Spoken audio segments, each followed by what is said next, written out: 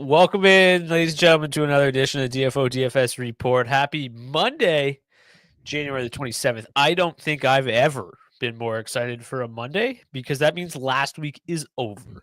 Last week was arguably the worst DFS and betting week I think I've ever had. That's why I'm still wearing the same sweater as Friday, just completely disheveled. So yes, very happy for this Monday. Also apologize for the delay. I realized about 5 minutes before we were supposed to go live at 4:45 that I had an egregious error in the charts. And if you don't know how the charts work, basically it's a giant ripple effect. So if one change happens, it affects the entire thing. So had to make the change, had to go back and adjust all the charts. I still had JT Compher in the Detroit Red Wings lineup, even though he's not playing tonight. So when the line's stats for that line change, it affects the entire chart. So I had to make those changes. So that's why we're live here now at 5 p.m. Eastern. Got a 5-game slate on our hands on this Monday evening. It's a nice looking 5-game slate. DFS purposes, we're going to break it down. Very, very chalky Edmonton Oilers. I'm sure Zach's excited to talk about them. But let's get into the goalies really quickly, and then we'll rip through this slate, get you guys off and building ASAP. A couple people have popped in the chat already and said hello. Hello. Good afternoon. Sam Harrison starts for the Philadelphia Flyers. Reportedly, though, the Flyers are dealing with a flu bug at the moment, so there are plenty of game time decisions among that roster. Just a heads up, if you plan on playing the Flyers tonight, tons of uncertainty on that side. The New Jersey Devils will roll with Jake Allen, obviously, with Jacob Markstrom still injured. Nico Hischier unavailable for the Devils tonight. The Detroit Red Wings will go most likely with Cam Talbot as he faces the LA Kings, and Darcy Kemper most likely to get the start for the Kings. The Red Wings will be again without Patrick Kane. They will also be without JT Compher, as I previously mentioned. Also, Vladimir Tarasenko is a game time decision, so plenty of banged up Red Wings in that one. Jordan Binnington confirmed for the St. Louis Blues. All signs pointing towards Kevin Lankinen, although unconfirmed. Getting the start for the Vancouver Canucks will be Calvin Pickard for the Edmonton Oilers, as Stuart Skinner and his wife are welcoming a baby. So congratulations to Stuart Skinner. Joey Daccord projected to get the start for the Seattle Kraken. And the final game of the night, the Sharks did not skate today, so we do not know who gets the start for the Sharks. We are projected to see Yaroslav Askarov. Alexander Georgiev was pulled in their most recent outing. Askarov did not fare much better against the Panthers in the second half of that game, but we are projecting to see him, and Alex Nedeljkovic confirmed to get the start for the Pittsburgh Penguins. So those are your 10 confirmed, likely, or projected starting goalies for tonight. Let's dive right in, Zach. We got the first game. We've got the New Jersey Devils and the Philadelphia Flyers. Before we get into the stats, let's just show you the new look New Jersey Devils lines. We've got Andre Palat. Whoa. Andre Palat, Jack Hughes, and Jesper Bratt, together on the top line. So with no Nico Hischier, it's going to be Timo Meier, Dawson Mercer, Stefan Nation on the second line, Carter Dowling, Brian Hallinan on the third line. So taking Nico Hischier out of the lineup, obviously less than ideal. The Flyers do a lot of hard matching. You're going to see a lot of that Noah Cates line going up against the Jack Hughes line tonight. It's a pretty good matchup for the Cates line. Not a great matchup for the Hughes line. You're going to see a lot of Sean Couturier up against the second line without Nico Hischier. Pretty good matchup for them as well. So let's start on the Philadelphia Flyers side of things. Obviously, pretty good matchups here for line 1 and line 3. Line 2 is the one that we've talked about a little bit recently with Couturier, Mishkov, and who's the third member of that group? I can't remember. Joel Farabee. So their underlying metrics won't stand out on the charts. But again, similar to what we said last show, the actual underlying metrics in a small sample size are ridiculously good. They didn't do much for us in that game, but they are somebody worth keeping an eye on. The problem with them tonight, obviously, the worst of the 3 matchups. They're going to see a lot of the bottom 6 here. Bottom 6 for the Devils grades out really well. So with as much uncertainty as there is around the Flyers tonight, I find it difficult to have a ton of interest in that side. You got that top line that just continues to just defy logic, scoring at 4.7 goals, 4 per 60, despite generating basically no chances. So to me, I think I'm mostly interested in this third line yet again. As you see here, Edmonton 1 projected for like 40% ownership. So you're going to have to try to find some cheap lines to pair with Edmonton 1. And Philadelphia 3 is a great way to do that, in my opinion. Their underlying metrics are great. Their matchup is great. Their price is great, and they're a line that we go to frequently. Only 3.9% ownership, so not a lot of builds, including Edmonton 1 and Philadelphia 3 tonight, according to the ownership. What are you thinking about doing with the Flyers tonight, given kind of the uncertainty surrounding the lineup? Yeah, it's kind of going to be the status quo for me with the Flyers. I love that third line mini stacking Noah Cates and Tyson Forrester. And I like playing a little bit of that Philadelphia one line. I don't think I'm going to be getting too crazy here on either one of these, but I do like Philly 3 as a punt option. You take a look at the underlying numbers for these guys, nothing crazy, spectacularly good or anything, but they're just a solid line who is getting the job done, coming in with a 74.9 offensive score. That's the best of any of these lines for the Flyers. They don't generate a huge amount of shot attempts or anything like that. They scored a good clip. They generate a high number of expected goals, and they really get a lot of these high danger looks as well, which is something that you always want to be seeing here. So, you take a look at that top six of the Flyers, or sorry, for the Devils, and defensively, they're a little bit of a mess, right? They're nothing to write home about there. So, I like this spot here for Philadelphia 3. I'll definitely be sprinkling them in, probably be over the field on them in my 20 max here tonight.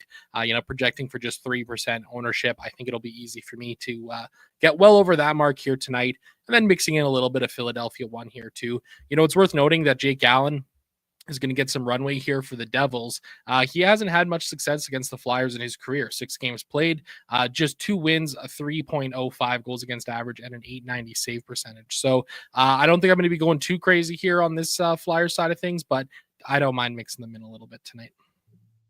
Just to give you an idea of how good the Flyers second line has been, 4.8 expected goals for per 60, 37.7 scoring chances for, and 21.7 high danger chances for. So despite a tough matchup, if you feel like mixing some Philadelphia 2 in tonight, they obviously are going to be actually better than what the numbers suggest. They're only $11,400. They're seeing extremely limited ownership outside of Mishkov, who's projected for 5%. On average, though, 2.7%. So I don't mind mixing them in a little bit as well. Get some really nice salary relief. On the Devils side of things, obviously the fairly tough matchup here for the Jack Hughes line, but I think without Nico Hischier in the lineup, they're probably going to get a little bit more run tonight. They've got Bratt back up together with Hughes.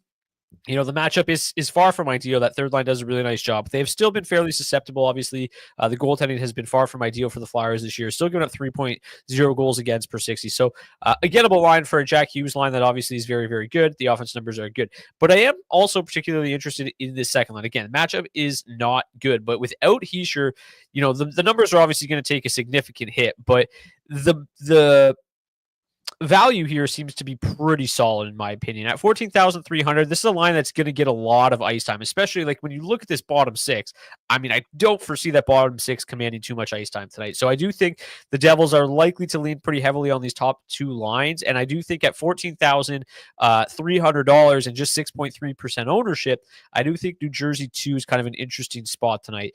They're coming in about half as owned as the top line, and they're very, very affordable at 14.3. So they're somewhat intriguing to me. Their underlying metrics together are pretty reasonable. They haven't really converted on the chances you'd expect, but this is a line that saw a decent amount of run together a season ago. Not a lot of data from this year, but Mercer and Timo Meier together it was kind of a staple last year. Obviously, Nation's new to the team this year, so it'll be interesting to see what this trio can do without Nico Hischier, but I'm interested in terms of the power play here. They also draw the 5th best power play advantage of the night, 6th best power play over the last 10, 13th ranked PK. Now, we weren't given any indication on who is going to replace Nico Hischier on the top power play unit. It probably doesn't matter a ton from DFS standpoint in terms of stacking. Timo Meier or Dawson Mercer are the likely answers. I projected Meier as of now, so that there's at least 2 centers or 1 center on each unit. So hopefully I end up being correct in my projection. But just if you are planning on being like, oh, I'm one-offing Timo Meier like he's on the top power play unit, that's not a foregone conclusion, not a sure thing. But hopefully we're right on that. Any love for the New Jersey Devils for you tonight, Zach? Yeah, fire me up on this top 6. Comfortable getting to the field on the top line, probably be a little bit over the field on the second line there. Obviously, I think it's going to be a big time here for Jack Hughes and Jesper Bratt to really elevate their game to another level. It's not that, they've been particularly bad or anything like that as of late.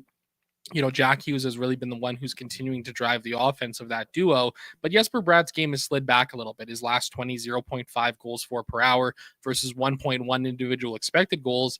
And notably with Bratt, too, his shot volume has really dropped off as of late. Only 5.5 shots on goal per hour of ice time. That's a really low mark. This second line, I like the look of them here. Obviously you're getting some value with them being so cheap. The one thing that is really important, I think, to take note of here, 3 wingers on this line here for DraftKings eligibility. So you're going to have to get curious with your lineups and your builds a little bit that way. But I don't think that that's going to be super restrictive on this slate because there's some really interesting cheaper options we'll get to a little later in the night here. But yeah, pretty comfortable meeting the field on the New Jersey top line, and I'll be over the field on this second line. They're both projecting, for 28, 29, 30% ownership here tonight. So that's a number that I really like to get behind. Let's get to game number 2. We've got the Detroit Red Wings and the LA Kings. As I mentioned, Red Wings a little bit banged up. The Kings, obviously, a difficult team to pinpoint from a DFS standpoint, but very, very good defensively. And both these teams have been pretty good defensively at 5v5. The Red Wings tightening the ship up. Still pretty bad on the penalty kill, but special teams for the Red Wings is quite wild, right? They they give up a ton on the PK, score pretty much on every power play, and then at 5v5, not a whole lot happens. The Kings are minus 144 road favorites, 3.1 implied total. That number has moved since this morning. This is the second lowest event game of the night. Pretty bad matchups for the Detroit side of things. Pretty good matchups, all things considered, for the Kings side of things. For the Red Wings, it's tough. Given the injuries, I think it's going to be, I don't even know exactly what this bottom 6 is going to look like. Top 6 could be in flux as well with Tarasenko, a game time decision. So I think it's kind of just the usual thing here with Detroit, where it's probably top line or bust. This is by far the best line overall on this team in terms of the offensive metrics, and it's not really all that close. Could you include some Alex DeBrincat and some power play correlation? For sure. So the number 4 power play advantage tonight. They will face a top 10 PK for the Kings tonight. So going to be kind of interesting to see how much Detroit I end up getting to. I don't really think that this is a great spot for them. They're only 6.5% owned, though. So that's kind of what piques my interest. 15,500, I think, is a reasonable number for as well as they've played. The matchup, again, far from ideal. They're going to see a lot of the top 6 for the Kings. Top 6 for the Kings. Pretty good defensively. So I'll be over the field here on Detroit 1. Just because I don't think there's a whole lot to get to on the rest of this roster. But Detroit 1, definitely in play for me. And then on the Kings side of things, it's kind of much of the same, right? Like I don't know if I'm going to be, hammering any single one of these lines more than the other. The matchups are all pretty similar. The underlying metrics are pretty similar across the board outside of that second line. So, LA3 grades out the best. Fiala, Deneau, Laferriere at 13,800, only 6% ownership. The top line, Turcotte, Kopitar, Kempe, 5.9% ownership. And then the second line, Fogle, Byfield, Trevor Moore at 4% ownership. So this game really kind of not garnering a ton of ownership. And I think that's pretty fair. I don't think that there's going to be a lot of fireworks in this game. It's probably on the lower scoring side of things. I still think that I've got some interest, but I'm going to be probably pretty tight to the vest here with this one. And I think that the Kings always just kind of represent pretty good value. It's just finding the right value is always super tricky. So to me, I'm probably in agreement here with the charts where it's going to be mostly LA1 and LA3. That being said, I've been playing Quentin Byfield like crazy lately with absolutely zero results. And now that I'm off of him tonight, he will almost certainly explode. What are you thinking on the King side of things specifically tonight? I like LA3. They were one of the first lines that I was kind of trying to build around with Edmonton 1 tonight. And I was able to get to some builds that I kind of was interested in terms of the 20 max that I'll be doing tonight. Nothing that I liked enough to do for a head-to-head with you. I think the LA3 is probably my favorite here, specifically around the Philip Deneau, Kevin Fiala line. I mean, Fiala, he's just such a high-volume shooter, 10.1 shots on goal per hour over his last 20 games. Both him and Deneau have had success against the Red Wings in their careers. Fiala, 14 games played, 2 goals, 11 points. Deneau, 6 goals, 18 points in 24 games. I kind of am in agreement with the charts here in terms of like my preferred pecking order for the Kings. It's LA3, LA1, LA2. That's kind of the way that I'm going to be going with it. I'm probably going to be a little bit more over the field on LA3 and LA1 and probably right around at the field on LA2. But the truth is like, this really just feels like a 2-1 hockey game to me, Brock. Like, I don't know if either of these sides are really going to have the ability to break this slate wide open. It's tough matchups for Detroit 1 here tonight, going up against the top 6 of the Kings.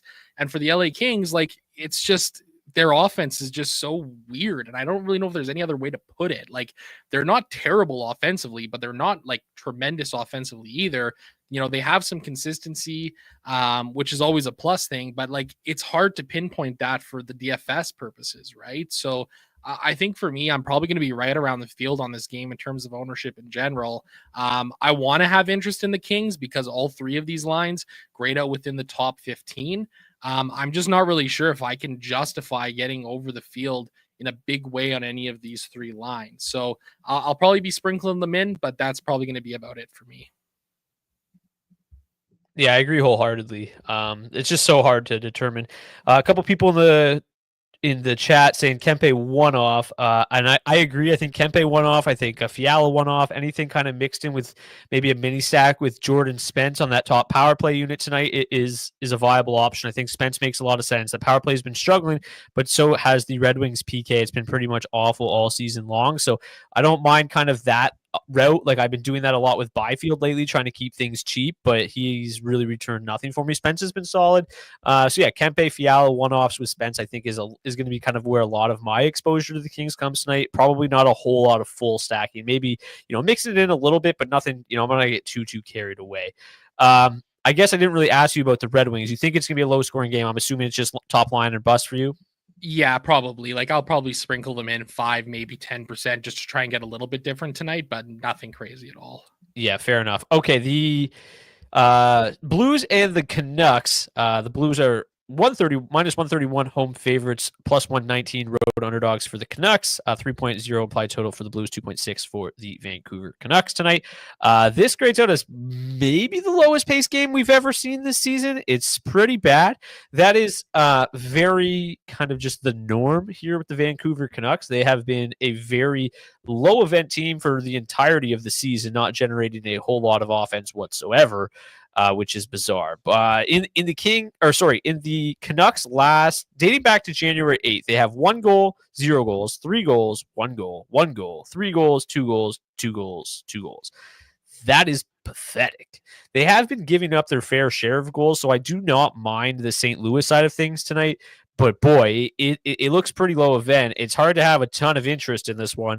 And as we kind of work our way through these games, you're slowly starting to realize why Edmonton's coming in at 40% owned. And it's like, where else can you possibly feel comfortable going to? And it makes a lot of sense. And you honestly might end up being over the field on Edmonton, even though they're about as chalky as they could possibly be. The matchups here, reasonable for the top 9 here for the Blues. Not great for the Canucks side of things outside of the second line, which is, I believe, the Elias Pettersson line. One of the Elias Petterssons. Niels Höglander, Elias Pettersson, Linus Karlsson. Gross. So I'm just going to say it. I'm not going to play the Canucks tonight probably at all. On the Blues side of things, I think I'm a little bit interested. Not crazy, though. This game is just pretty gross. The Blues come in with the 6th best power play advantage overall. The 16th best power play up against 22nd ranked penalty kill. Fine. The second line, Holloway, Shen, Kyrou, grades out 3rd best at just 15,500, just 8.4% ownership. They seem fine. They've been great. I don't really think there's any reason not to go back to them. Outside of this game being probably pretty low event. I think that if there are goals in this game, more likely than not, they're coming on the St. Louis side of things. And I like the second line quite a bit. The top line, their underlying metrics have been pretty good this year. They haven't always stuck together. They always seem, St. Louis 2 is really the line that we've seen stick together more than anybody on the St. Louis side of things this year. But Neighbors, Robert Thomas, and Buchnevich started the season together. Shockingly, as much as they've struggled, I don't really care because their price has dropped all the way down to $13,800. So Robert Thomas is still great. Buchnevich is going through some struggles. Neighbors has been pretty quiet, but this is a talented enough line at $13,800, just 4% ownership that I could get interested in tonight. So again, I'm going to play this Blues top 6 sparingly, more St. Louis 2 than St. Louis 1, but there is something here, I think, with this team tonight. I don't mind them in a bit of a get different spot. It's kind of a gross game overall. If you take a look at the power plays here, you've got the full St. Louis 2 together with Justin Falk, and then you've got Thomas and Buchnevich together with Cam Fowler and, well, whatever else on that second unit. So, Zach, are you going to play any Vancouver tonight? What are you doing with St. Louis? Are you interested in full stacking them? Are you more interested in one-offs? What are your thoughts here on the blue side of things? I'm going to keep this one pretty simple. I have no interest in the Vancouver Canucks. You've probably heard me say that every time we've talked about the Vancouver Canucks this entire DFS season. It is just really rough sledding over there right now until they trade away JT Miller or Pedersen and try and fix whatever the hell's going on in that locker room. I'm going to be off of them. That's not going to change here tonight. St. Louis, however, I kind of am in love with them here tonight, to be honest with you. I think this is a great spot for them as a whole. St. Louis, too, obviously coming in as the third best line to target on the slate overall. I'm definitely going to be double the field on them in terms of ownership, and it might be even a little bit more than that. They're a cheap line. They're only $15,500. With the salaries of Holloway and Shen, you can get them into some McDavid and Draisaitl lineups tonight. On the top line, too, you mentioned their price is coming down here, and I'm comfortable getting to them. Again, double the field here. Like 4% for those guys feels a little bit too low for me. Robert Thomas and Buchnevich have had success against the Canucks in their careers. For Thomas, 16 games played, 5 goals and 13 points, 5 goals and 12 points for Buchnevich. Fire me up here, man. Like, I'm going to keep this pretty simple and say I got a lot of interest in St. Louis. Obviously, I understand it is a bit of a risky one, I suppose, just given the pace score of this game as a whole. But when you kind of look at the underlying numbers, like, it feels like more of that is because of the Vancouver Canucks than it is necessarily the St. Louis Blues. St. Louis, too, drawing 30% of the ice time. They're generating 64.6 shot attempts per hour. That's a pretty good clip right there. So fire me up on the St. Louis side of things and be gone, Vancouver Canucks. Yeah, I don't know what to do so much with St. Louis. Like, I don't feel quite as confident just because it's like they've had some stinkers, right? Like, it's I'm interested for sure, but I don't want to be too heavy because it's just been like there's too many games where they just kind of are no shows. Like, we saw that against Vegas the other night. Like, we were in love with St. Louis too. They had 4 shots through like halfway through that game. Like, the whole team had 4 shots, and then they kind of turned it on in the third period, made a late push, and still ended up losing. Like, there's too many games like that make me a little bit nervous. Like, they're coming off a shutout loss to the Stars. Prior to that was a no-show against Vegas. Then the game before that, they beat Vegas 5-4. So, like, they're just really inconsistent. I don't want to tie too much of my evening to St. Louis, but 100%. Like, somebody pointed out in the chat, you just talked about it too. Like, St. Louis too fully correlates with the top power play unit. Again, it's kind of more of a 1A, 1B situation. Like, that's the way they kind of roll things out, 55% only to that top power play unit. So, yeah, they fully correlate. They're cheap. Solid enough matchup. I'm in. I just don't want to be like too in, I probably will fall in the trap yet again, but I just feel like they just kind of fall asleep at the wheel sometimes, unfortunately.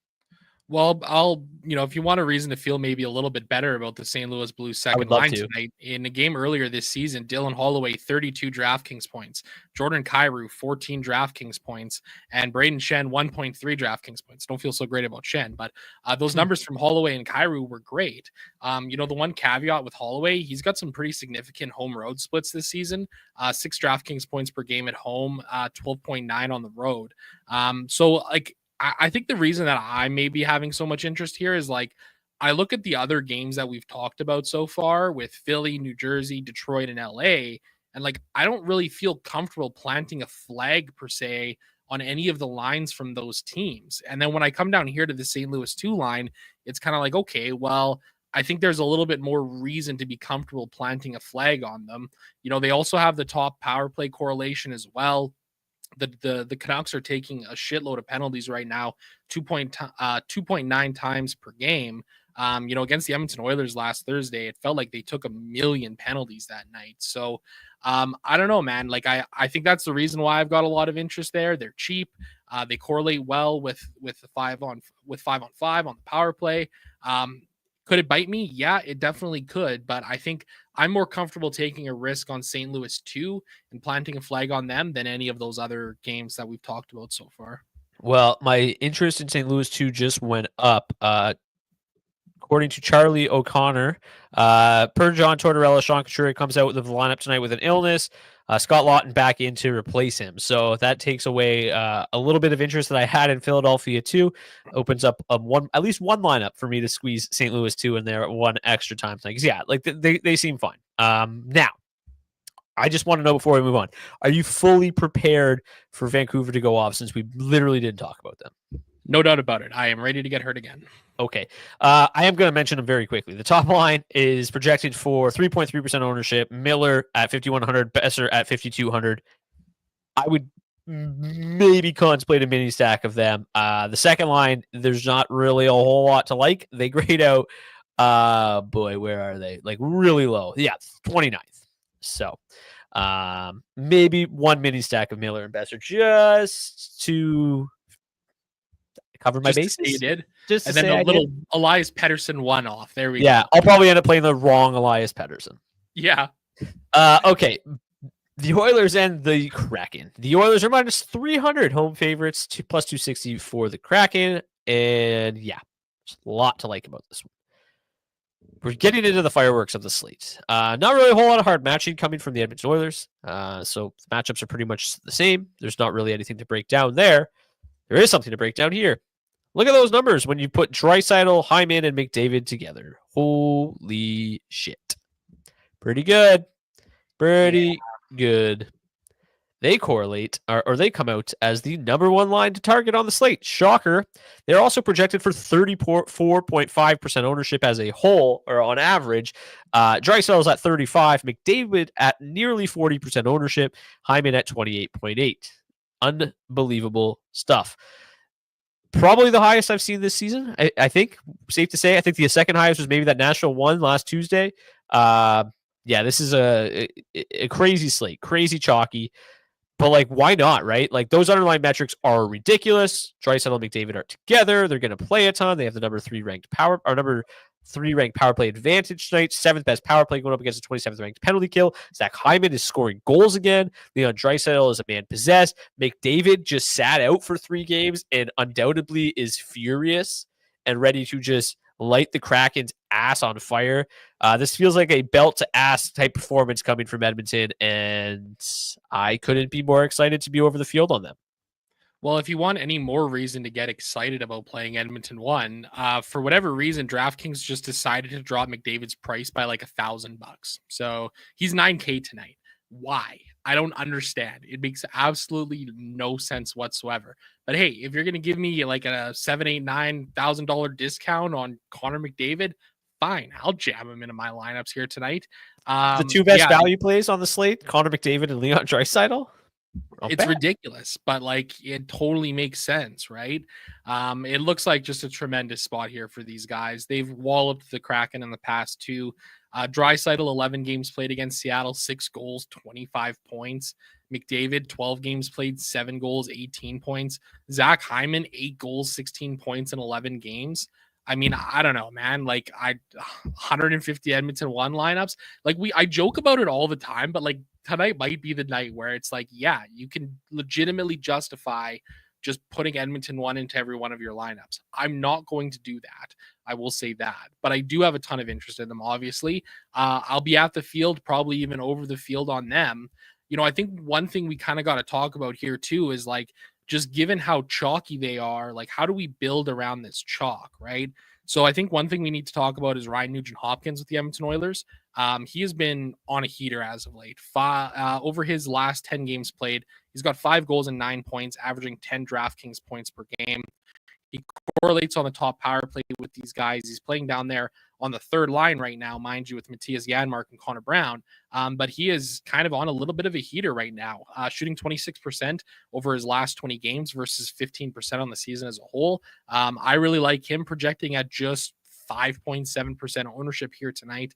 He's also gone bell to ass on the Kraken before, 2 goals, 14 points in 11 games played.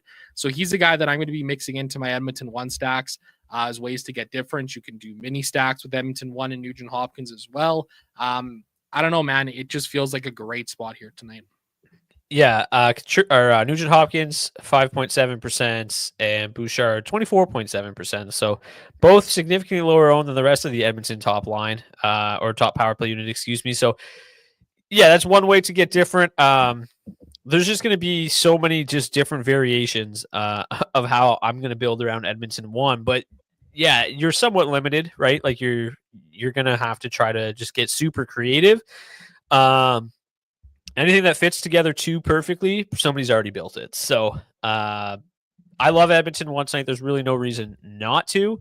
The rest of this team, the underlying metrics aren't all that strong. Zach, you are Edmonton guy.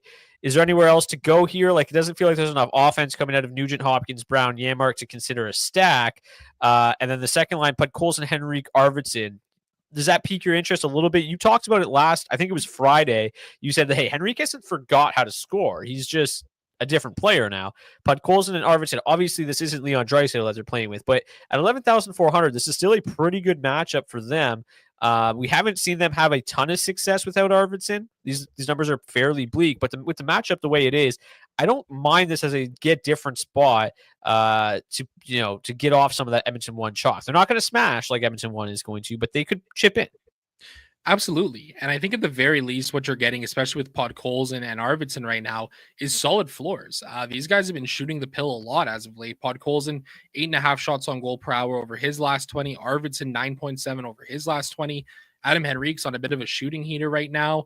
1.1 goals per hour over his last 20 games, shooting like 24% versus 10 on the season. So I have interest here in this Edmonton 2 line as a way to kind of get yourself a little bit different. Again, I don't think that they're going to like bust the slate or anything like that, but it's a really positive game environment for the Edmonton Oilers as a whole, who've really dominated the Kraken since they've been around. Both Joey Decord and Philip Grubauer have been absolute cheeks against the Edmonton Oilers in their time. Joey Decord, if he ends up getting the start tonight, 6 games played against the Oilers, no wins, 3.89 goals against average, and 873 save percentage. He's been one of the better goaltenders in the NHL as a whole this season. 916 save percentage, 18.4 goals saved above expected. But the Oilers absolutely have his number here. So yeah, I'm going to be mixing in some of this Edmonton 2. I'm probably going to mix in some Edmonton 3 as just ways to get super different on this slate here tonight. I wrote the game day article at Oilers Nation, and I actually called a Matthias Janmark goal tonight as my not so obvious game day prediction. He's got 1 goal on the season. It was an empty netter. He hasn't been able to find the back of the net yet. I just got a weird gut feeling that he's going to finally do it. Funny enough, we have an intern at the Oilers Nation offices right now who's like the biggest Matthias Janmark truther in the entire world. So I low-key hope that it happens tonight for our intern. Well, it sounds like we found your Hattrick pick for tonight. That's right. So yeah, that was one thing I was going to bring up. Like, obviously Joey Decord's been awesome, right? So, don't get me wrong. I'll probably have a few Edmonton fades with a few Joey Decord lineups because, if he can stand on his head, the leverage is just unbelievably massive. He's been very, very strong in January. Since January 11th, he is 5-2 with a 926 save percentage. So he's capable of putting up strong performances. But yeah, I mean, the career splits are as gross as they can be. I don't think he has worse numbers against basically anybody other than maybe the Detroit Red Wings, inexplicably. But yeah, like he struggles with these Edmonton Oilers. So I won't be totally surprised if he struggles again tonight. But I think that this chalk is so massive that, we joke about having 150 lineups, but there are some other decent spots here. There is Joey Decord upside here, but it looks like a great spot. There's just no way of denying it. Is it, as extreme of a good spot as it looks like in terms of the ownership? Maybe not. But yeah, I'm not going to 100% Edmonton 1, but we'll see how high it gets when I start building this evening. Sometimes once you get started, there's just no stopping. But yes, there are other good spots on the slate. The Seattle Kraken. Do you want to talk about them at all? The matchup scores are horrendous. We thought they were in a phenomenal spot last week. I was very excited to play Seattle 1 for the first time ever, and they got shut out. So I probably won't go back to Seattle. They just don't generate enough offense. The Oilers have been very good defensively. Calvin Pickard's had a pretty decent season. He's been better lately as well. So I don't think I'm going to end up getting to too much Seattle tonight. They just don't generate enough offense. Even when I trust that top line, it's hard to trust that top line. In his last, let's see here, dating back to the middle of November, his last 12 starts, Calvin Pickard is 9-2 with a 904 save percentage. He's been quite good. Are you playing any Seattle tonight? Like, is there a reason as an Oilers fan to doubt that the Oilers won't just stomp them? Not really. I mean, the big thing for me is Seattle takes the 5th fewest shots on goal in the entire league this year. The Oilers also give up the 5th fewest shots against per game. So I just have a really hard I have a really hard time seeing a path to victory here for the Seattle Kraken. That being said, I think, there might be a couple of interesting one-offs here. Jaden Schwartz, he's been really solid as of late here over his last 20 games, 1.5 goals per hour of ice time, 9.1 shots on goal. He's had success against the Oilers in his career, 32 games played, 17 goals and 35 points. Andre Burakovsky, kind of the same thing. He may not be scoring a lot right now. He's got a little bit of shot volume. He's just $2,800 though. 7.7 shots on goal per hour his last 20, 4 goals, 12 points in his last 16 games. The Oilers are probably going to give up maybe a goal or two here tonight. I would have some interest in one-offing Schwartz and Burakovsky from the Seattle side of things, but nothing really else besides that for me. I mean, it could look exactly like it did when these two teams met in, when was it? January 4th. And the Oilers won 4-2. Calvin Pickard started that game, and he allowed 2 goals on a whopping 18 shots. Wouldn't be shocked if that kind of replicates itself again tonight. Those 2 goal scorers, Jaden Schwartz and Chandler Stevenson that evening. On the Oilers side of things that night, it was Victor Arvidsson with 2 assists, Leon Draisaitl a goal and an assist. Nuge had a goal. Podkolzin had a goal. It was a Edmonton 2 night that night. Connor McDavid held off the score sheet with 6 shots on goal. So I wouldn't be totally shocked if, one line, Edmonton 1 dominates like they did in that game, and it's a very quiet night on the Seattle side of things. But Seattle 1 still grades out 8th best. Seattle 2 grades out 21st. Chandler Stevenson on a bit of a heater. Doesn't look remotely sustainable, though. On the power play for them tonight, 18th best power play up against a 21st ranked PK, 9th best power play advantage, which is also known as the second worst. Final game of the night, San Jose Sharks and the Pittsburgh Penguins. We've got new Pittsburgh Penguin lines to talk about because Evgeny Malkin landed on injured reserve. He is week to week. Brian Rust is expected to return. He was back on the ice this morning, skating on that top line with Rickard Rakell and Sidney Crosby. The second line, Michael Bunting, Cody Glass, Anthony Beauvillier. You got the third line, Drew O'Connor, Kevin Hayes, Philip Tomasino. The new power play units, we actually saw with Rust, and then when Malkin got hurt, that Carlson and Letang moved up to the top power play unit. That is not going to be the case tonight in the game. In the morning skate, Rakell, Crosby, Rust, Grzelcyk, Bunting was again the top power play unit. Beauvillier, Hayes, Tomasino, Carlson, Letang on the other unit. Matchups for this game are wild. Not a whole lot of hard matching going on. Going to see a little bit more of the top 6 against top 6, a little bit more of the bottom 6 against the bottom 6, but nothing crazy. Zach, we both love, it's funny because we didn't talk about this at all, but we both love Pittsburgh 3 tonight. The 100% matchup score obviously sticks out. They're going to see basically 70% of their ice time against the bottom 6 of the Sharks. Holy shit, that's a lot of red on the San Jose Sharks side. Mostly, the whole team is bad. The bottom 6 is really bad too. The third line for the Penguins has been pretty good offensively. The underlying metrics are solid. 3.3 expected goals for per 60, 30 scoring chances, 14 high danger. It's good. They aren't finishing all those chances. Not totally shocking given who's on that line, but they've been generating chances. I mean, Kevin Hayes is a guy that used to be pretty decent at putting the puck in the back of the net. Has been fairly solid in terms of a floor. Has been a fairly decent DFS value play, and they grade out, where are they? Philadelphia, Pittsburgh 3. They grade out 9th best overall. Drew O'Connor, 2,900. Kevin Hayes, 2,900. Philip Tomasino, 2,700. I mean, this is as good of a value play as there is on this slate, in my opinion. They're not drawing a whole lot of ownership. It might be going up as we speak, but like $2,900 Kevin Hayes, $2,700 Philip Tomasino, $2,900 Drew O'Connor. I mean, full stacking them is fine. Mini stacking Hayes and Tomasino, who see the power play time, is fine as well. If you take a look at the raw projections, and I sort by value, I mean, Tomasino grades out 9th best, and Kevin Hayes grades out 14th best. So there's a lot to like here in terms of value. They both made it into our DFO head-to-head lineups, which is funny. There's just a lot to like here. So we'll start with them and then kind of work our way up the lineup, because obviously we both have interest in the Sidney Crosby line as well.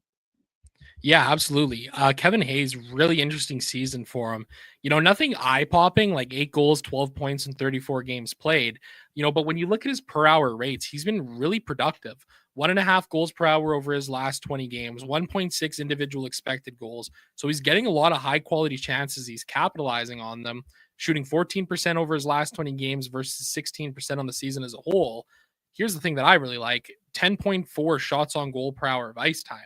You're getting a couple of shots on goal per game from him almost any game that he's playing in. So you really like to see that. Slightly better numbers on the road this season than at home. 5.9 DraftKings points per game on the road, 4.4 at home, 5 goals on the road versus 17 games played in each split. I like the look of this third line here tonight, man. They're really low owned. 100% matchup score isn't something that you come across every day here. And, they are so cheap. And I think that is one of the most interesting things about them. $8,500 to full stack these guys. So say you full stack them at $8,500, right? And you have a goal, like if there's Pittsburgh 3 scores one singular goal tonight and only one player gets an assist on it. So say it's Kevin Hayes from Phil Tomasino for the sake of our DraftKings head-to-head matchup. That's 15 DraftKings points right there. You're essentially paying off the full salary of those guys from one single goal where all 3 of them aren't involved. I don't think that they're going to have a smash game or anything like that where they go out and score 3-4 goals and completely nuke a slate, but the amount that you need to pay these guys off tonight on this slate is like it's very little. I mean, a goal isn't nothing, but it's very, very little. And in the spot that they're in tonight and the matchup they got against this terrible bottom 6 for the San Jose Sharks, I've got interest in them, man. I can get behind them. They see a decent amount of ice time, 25% of the ice time. That's more than some of the other third lines here on this slate. So yeah, man, I really like the look of this. Really like the look of this third line tonight. I'm probably going to be well over the field on them. In terms of like a full stack, only 6%. I'll probably be double that, and probably a lot of one-offs of these guys throughout my 20 lineups tonight. Yeah, it doesn't seem like there's too many great like $3,000 forwards on tonight's slate. And these guys are in a pretty good spot. Is Russ playing? He's officially a game time decision, but looks like he's going to be in the lineup. The top line with Russ has been obviously unbelievable. Really, really good numbers. They've been really good on the power play as well. They have the number 1 power play rank of the night. 1.1 power play expected goals tonight is among the highest I remember seeing so far this season. Really good power play matchup. It's a Sharks team that takes plenty of penalties. Pittsburgh 1 looks great. And, if there's one line that can kind of threaten Edmonton 1 for the top spot, I do think Pittsburgh 1 is in that conversation with as good as they've been. Especially, you look at this kind of Malkinless lineup as well. Could it end up being a little bit more ice time for them tonight? So that this line specifically makes me, this is where a lot of the rest of my ownership is going to go off of the top line of the Oilers. Pittsburgh 1 has been super, super good. The price is coming down a little bit. Raquel, I think, was up at 7K. He's down to 66. Russ was nearing 7K. He's down to 68. Crosby's down to 75. I mean, they're still expensive, but they're reasonably affordable and much cheaper than Edmonton 1. So now that Russ is in, I wouldn't be shocked if this ownership starts to creep up a little bit, maybe siphon some of the Edmonton 1 ownership, because like Edmonton 1's in a great spot, but so is Pittsburgh. So I'm interested without a doubt here on this top line of the Penguins.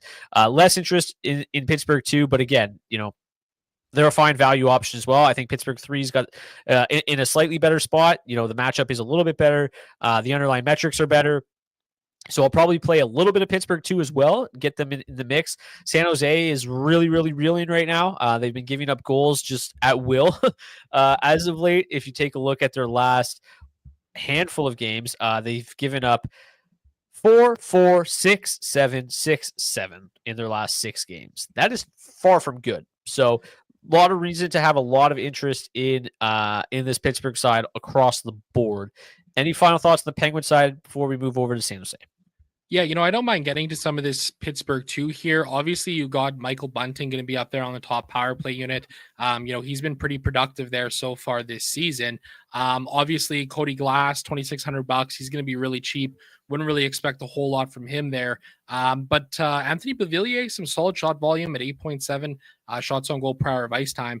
It's worth noting with Michael Bunting, 9 goals and 5 points on the 5 assists rather on the man advantage. Set up a lot by Rust and Crosby. and his assists have the assists that he has have kind of been spread around. So I don't mind the idea of getting Michael Bunting in there with some Pittsburgh 1 stacks, some power play stacks, and probably sprinkling in a little bit of Cody Glass and Beauvillier as well. Maybe like some onslaught kind of formats, and hoping that maybe they can capitalize at 5-on-5 as well. On the Sharks side of things, it looks mostly like the second line is the one to target. Probably the best matchup on the Sharks side of things, the best underlying metrics as well. Macklin, Celebrini still playing pretty well. William Eklund, Celebrini, and Toffoli both all three of them actually garnering a healthy amount of ownership tonight. They're projected at 14%. And yeah, like I think that this, without question, has the potential, to be the highest scoring game of the night, and it's not really all that close, right? The Sharks just talked about how many goals they've given up. They've also scored their fair share of goals during that stretch. And the Pittsburgh Penguins, I mean, outside of the game in Los Angeles where they won 5-1, a night that we liked the Kings a lot. They've given up 4, 5, 1, 4. I mean, they've given up 5 goals or 4 goals more often than they haven't as of late. Alex Nedeljkovic obviously had that one really, really good game. But other than that, it's been kind of struggling. So there's a lot of upside here, I think, on the San Jose Sharks side of things. I don't know exactly how much I'm going to get there. San Jose 2, I'll probably have a healthy amount. San Jose 1, the underlying metrics are actually marginally better than what you see on the charts. Not substantially, but marginally. Zetterlund, Granlund, Smith, I think they're okay. I feel a little bit better about San Jose 2, but I mean, this is a San Jose side that's drawing a lot of ownership. So are you taking a stand on one side or the other here of I'm fading them, or I'm going to be over the field, or what are you thinking here? Yeah, I don't know, man. I think I've got more interest in this second line than this top line. Just feels like you're getting some higher upside with Celebrini and Toffoli, largely in part thanks to their shot volume. I mean, Celebrini is firing at will this season, 10.7 shots on goal per hour over his last 20. Toffoli, 9.5 per hour over his last 20. Granted, a little bit of missed time in there. But I think for me, it's probably going to be heavier on the second line for the Sharks than it is the top line here. That is kind of the way that the public's approaching this one as well, 13.5% versus 10%.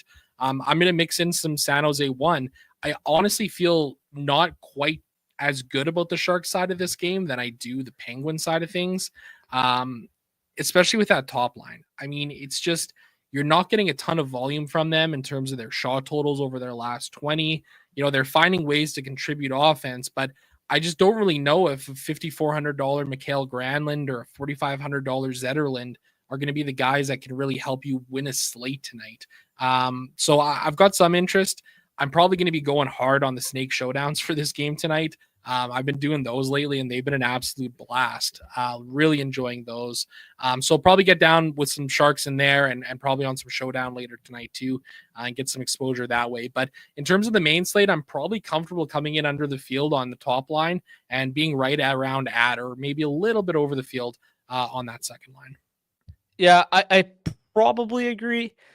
Nedeljkovic hasn't been horrendous. He actually has posted a .906 save percentage in his last 9 games. He also started the only game of the season against the San Jose Sharks.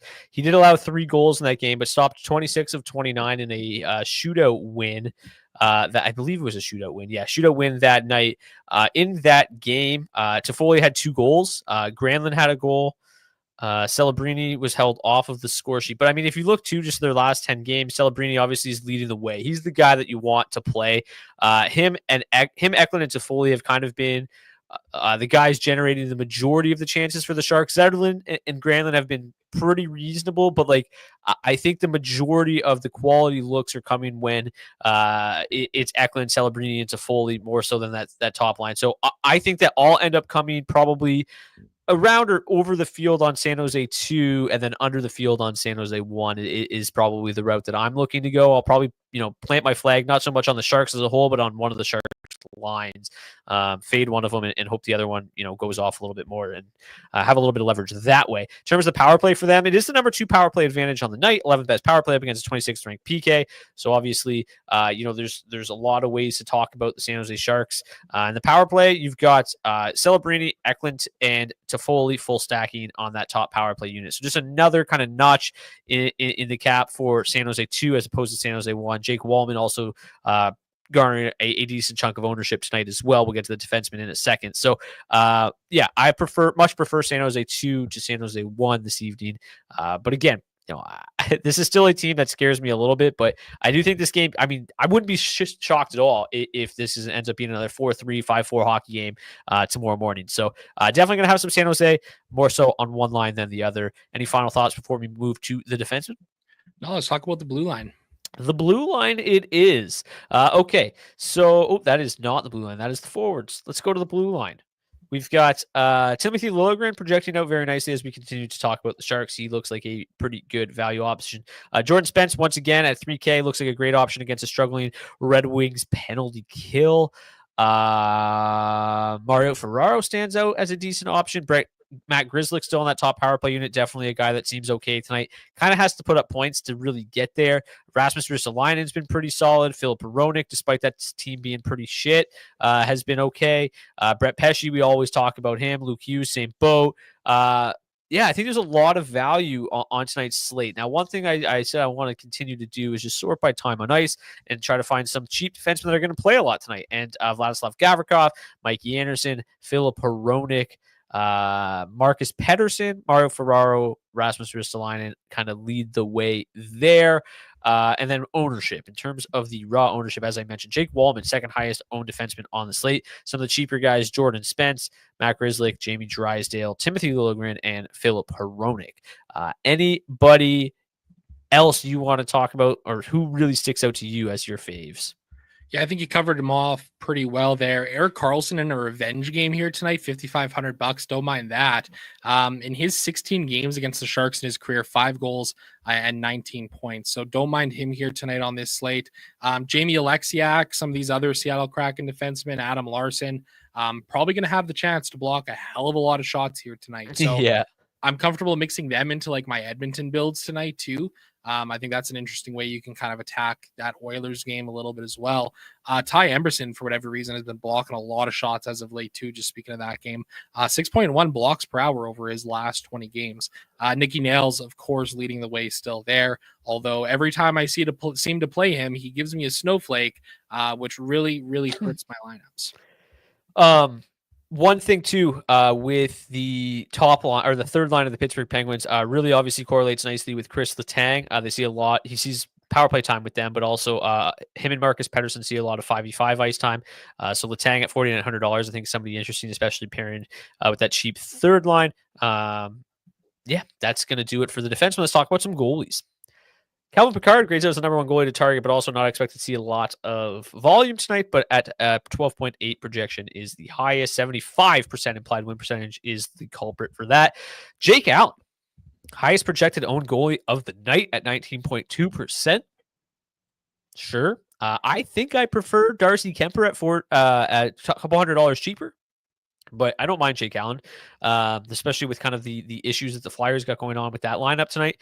Kevin Lankinen is kind of interesting as well at 8.4%. We like the Blues, but I think that he's okay as a cheaper option. I don't know if I'm going to get to much Askarov or Decord, but I'll probably mix them in a little bit to get some leverage on the field. But man, paying up for like Nedeljkovic doesn't feel great. Paying up for Talbot, I think, is okay. Like he was great against the Lightning the other day. If he can replicate that performance, obviously he'll be great. But yeah, like obviously, to me, Darcy Kemper stands out as a guy that I really like tonight, and hopefully he doesn't do me wrong. Yeah, I agree with you. He's actually my favorite goaltender tonight on this slate, projecting 14% ownership, 14 wins in 25 games played. He's got a .920 save percentage, and awesome. 6 goals saved above expected. He's been just killer this year for the LA Kings. Really a huge pickup for them this offseason. You know, in terms of the other goaltenders, I'm probably going to try and spread it around quite a bit here tonight, to be honest with you. I like Jake Allen there. I'm not sold on how much shot volume he's going to actually see tonight. Kevin Lankinen, I think he's a fine play here on this slate in some lineups that I'm fading St. Louis. Jordan Binnington, I have no issue getting to him here a little bit as well, although he hasn't been the greatest this season. I think I like Nedeljkovic a little bit more than you do here in this spot tonight. I think he's going to see a fair amount of shot volume from this San Jose side of things. And then I'm probably going to get to like 10, maybe 15% decor just to fade this Edmonton one chalk, just in case, the Oilers top line decides to have a stinker and decor decides to finally win a game against the Edmonton Oilers. That would be a huge way that this leg would break. Projected for 4 goals against is just wild. Every time I see something like that, it's crazy time. Binnington's fine too. Obviously, we hate the Canucks night, so I don't see any reason why he can't allow only a few goals and get the win. It just doesn't see enough volume to be, great play, but I don't mind him at $7,900. Okay, let's get to the Hattrick Pick Challenge. If you're new to the show and you want to participate in today's Hattrick Pick Challenge, drop your Hattrick Pick in the comment section of the video on YouTube, not the live chat, the comment section after the show is over. If your player scores a Hattrick, which you a $25 gift card to nationgear.ca, you can pick up some DFO swag like this. Also, if you aren't aware or you're new to the show, we do give away a $50 gift card every single Friday. So if you want to tune into Friday's show, all you got to do is drop a comment in the live chat during the show. We do a live draw at the end of the show. So make sure you tune in Friday if you want to get the chance for a $50 gift card to Nation Gear and pick up some DFO swag. I had a couple winners already the last couple weeks. So yes, that is going. That is the Hattrick Pick Challenge. So while you're thinking about who you want to pick tonight, we are going to get to our head-to-head, which that is not the one. That is from the other day. Where is today's Hattrick Pick Challenge? There it is. All right, Zach, you won Friday's head-to-head. Whoa. Loading. There we go. You won Friday's head-to-head, bringing the record to 30-30 on the season. So you can go first. Who do you got? And why is it the same as my lineup? Yeah, very similar lineups for you and I tonight. And funny because I was kind of trying to build around Edmonton 1 and then the Kings third line. I thought Fiala looked really interesting tonight and Danault as well. And then I was like, but wait, that means I'm not getting to any Pittsburgh tonight. And I really didn't like not getting to any Pittsburgh tonight. So what I kind of did was a bit of a weird lineup here where you got a Leon Draisaitl, Connor McDavid mini stack as the only Edmonton Oilers that I have. A Kevin Fiala one-off, a Ricard Raquel one-off, a mini stack of Pittsburgh 3 with Tomasino and Hayes, a couple of defensemen who look pretty good tonight, Jordan Spence at 3K, Justin Falk obviously correlates well with St. Louis too, so got him in there, $3,900, and then Darcy Kemper at $7,400. It all kind of came together pretty nice for me. I went with the full stack of Edmonton 1, McDavid, Leon Draisaitl, Zach Hyman. I went with the mini stack of Tomasino and Hayes as well. They correlate very nicely at 5v5 with Marcus Pettersson, who, if it's going to be a higher event game, can certainly get to that shot block bonus, provide a little bit of shot volume as well. Then I went with a mini stack of Adrian Kempe and Jordan Spence. Adrian Kempe, just an unbelievable floor. Jordan Spence correlates very nice on that top power play unit as well. And then also got Darcy Kemper between the pipes. Zach, who's your Hattrick pick tonight? Connor McDavid. Okay, I will go with Zach Hyman. That is going to do it for this edition of the DFO DFS report. Before we go, just shout out to our friends at rotogrinders.com for providing projected ownership for tonight's show. If you want to get $20 off your first month of RotoGrinders NHL Premium, you can do so by clicking the link in the description of the video on YouTube. Also, in the description is the link to our DFO DFS Discord. Our Discord is growing every single day. If you want to come and join that, you can do so. We provide, we basically talk DFS all day long, but then we also provide all the late breaking news and warm-ups, line changes, injuries, goalie changes, anything that comes up. We make sure that you are notified so you don't have any holes in your lineup and make sure you win some cash. But yeah, lots of chatter in there all day long. Talking plays, you get charts. Sometimes I provide a little bit of extra information on the weekends as well when there aren't full charts. So lots of good stuff in that Discord. Until tomorrow, best of luck tonight. Hopefully you return with more money in your bankroll tomorrow than you had tonight. Hopefully, hope to God this week is better than last week. It can't get any worse. Best of luck. We'll see you back here tomorrow. Until then, cheers. Cheers.